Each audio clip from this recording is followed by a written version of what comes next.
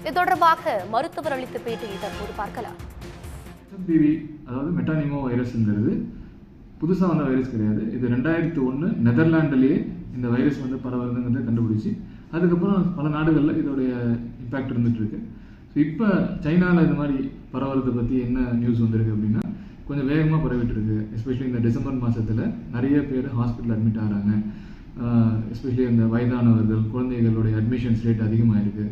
So இதனால் என்ன ஆகிடுது, இது கொரோனா மாதிரியே பல நாடுகளுக்கு பரவிட்டு பழைய மாதிரியான ஒரு நிலைமை வந்துடுமா அப்படின்ற ஒரு பயம் இருக்குது. ஸோ இதை பற்றி நான் உங்களுக்கு டீட்டெயில்ஸ் சொல்கிறேன்.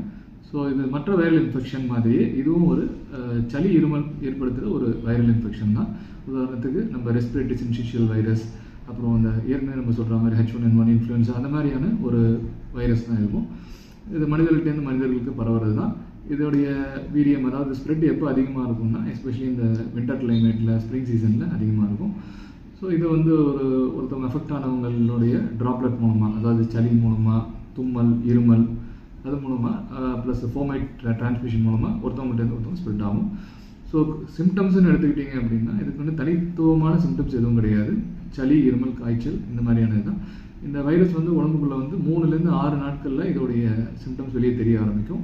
லைக் சளி, தலைவலி, இருமல், மூச்சு விட சில நேரத்தில் சிரமப்படுறது. உதாரணத்துக்கு இந்த ஆஸ்மா, வீசிங் ப்ராப்ளம் இருக்கிறவங்க, COPD பேஷண்ட்ஸுக்கெல்லாம் இதோடைய சிம்டம்ஸ் கொஞ்சம் அதிகமாக இருக்கும். உடனுக்குடன் செய்திகளை தெரிந்து கொள்ள சன் நியூஸ் பெல் ஐகானை கிளிக் பண்ணுங்க.